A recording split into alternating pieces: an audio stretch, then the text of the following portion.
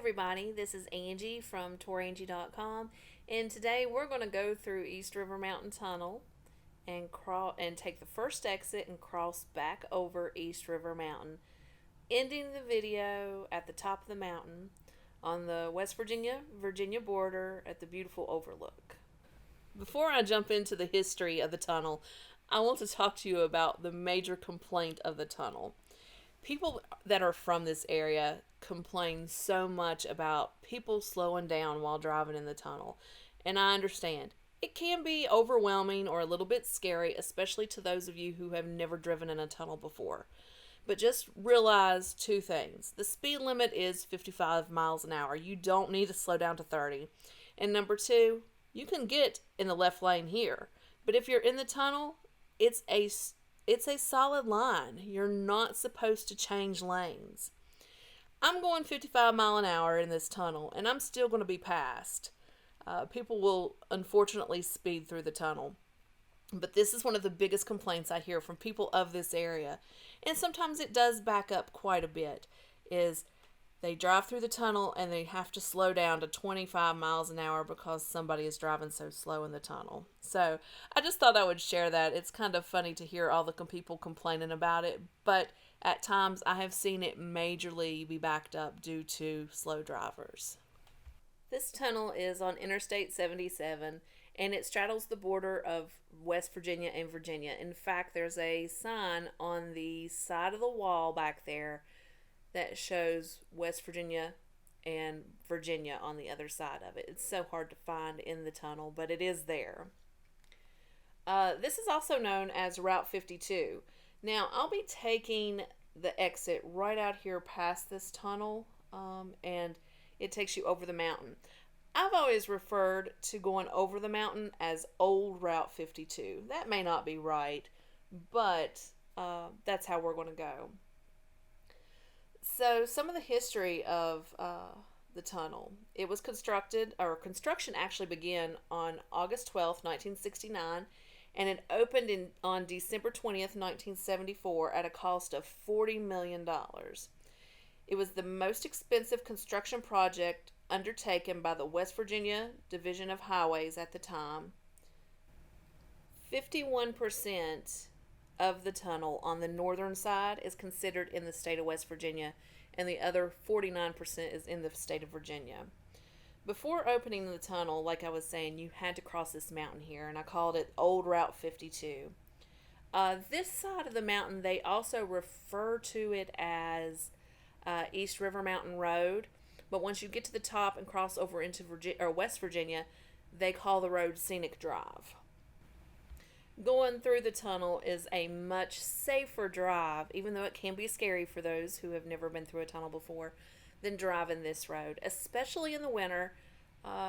It doesn't snow as much in Bluefield as it used to, but still, the mountain is definitely worse than the lower part of Bluefield or going through the tunnel area, because of course, the higher up, the more snow or ice.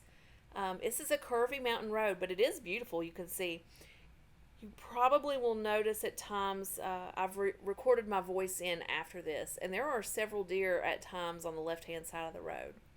Now, up here on the right, it's a little bit further up the road, and I'm not sure I'm going to be able to definitely point it out, but there's a natural spring here on the road, here on the Virginia side, and my grandfather would come over here and get spring water.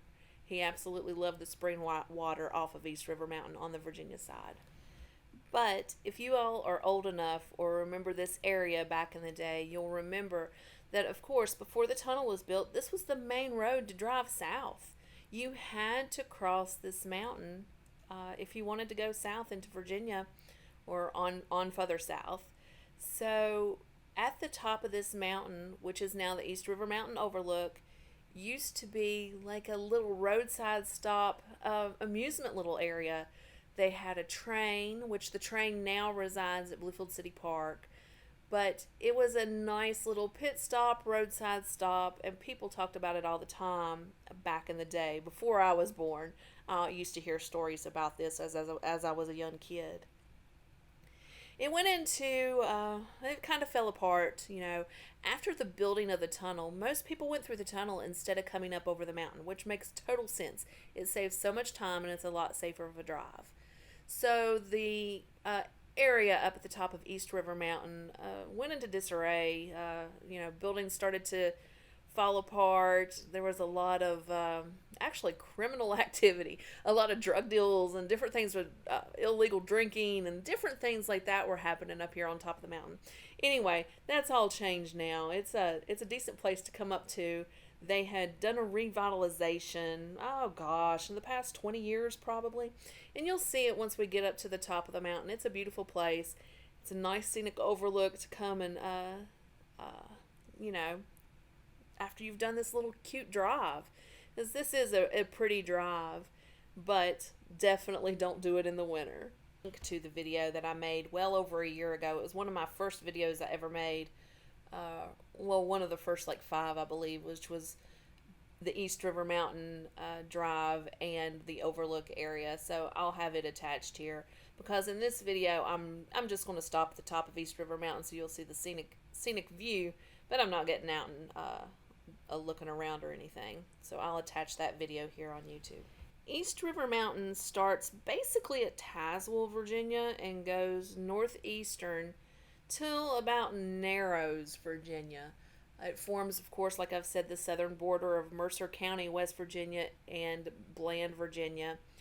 But Tazewell is in a separate county, so that's Tazewell, Virginia, and Narrows is in a different county. So it's a decently long area, about 35 miles, and the mountain itself is made of sandstone at the top here at the crest, and it's a very hard rock and durable, but it has a high silica content which does not easily erode. The mountain has the highest point is Buckhorn Knob at 4,069 feet. Towards the base of East River Mountain, it is known to have sinkholes and caves, limestone formations. One of those caves was close to Bluefield College. It's probably been pointed out in one of my other videos. I'm not even sure that you're actually allowed to enter that cave anymore, but it does go clear up, way up into the mountain. At the top here, the overlook area is at about 3,500 feet, so it's not near the height of the highest point on the mountain, but still 3,500 feet is plenty fine to get a great view, and you'll be able to see that from the video. You will see basically rolling hills. You can look over to the down and to the left and see Bluefield to a point, but it's mainly just rolling hills that you see. You don't see major mountains facing you or just a lot of hills, as this is the largest mountain close by.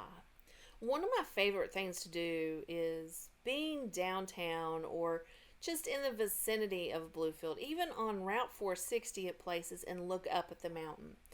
You will notice at times the fog that hangs over the mountain, and then there's been beautiful pictures taken of the mountain with the fog, or how, it's cold outside and the snow sits on the mountain and you can see a direct line of where the snow is and where there's no snow. I think that's one of the most amazing things to see of the mountain is what it looks like every day from below. I like seeing the fog. I like seeing the line of snow or frost. It's very pretty. Plus, we're coming up into the fall season. The leaves are changing, and although this is not going to be a dramatic, beautiful change of season with the leaves, because we've been kind of in a drought area this year, it's going to be pretty to see the colors of the leaves. You'll see a lot more yellows, but still, it'll still be pretty. All falls are beautiful in West Virginia, in this area in particular. I really don't have much else to talk about with this video. I just wanted to do a little bit of this drive. I could have talked more about Bland County. I'm going to save that for other videos because I'll be doing more driving in Bland County soon. But I hope you've enjoyed this video. I will be making more videos of Bluefield and surrounding areas, Mercer County.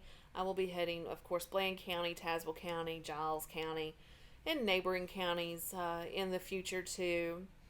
I'm hoping to be in the area at the peak of the fall season to get some beautiful video of the leaves changing. Keeping my fingers crossed on that.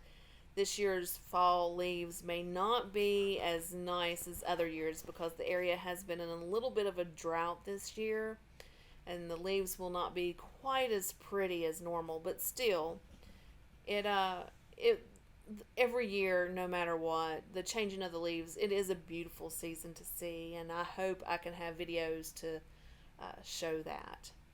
So this is Angie from Tourangie.com. Come to my website, read my blogs, make appointments so I can help you plan your next travel adventure. And we're about to be right up here at the top of the mountain, so I'm going to let you go so you can see this beautiful overlook that's coming up just over this turn. Talk to you all later.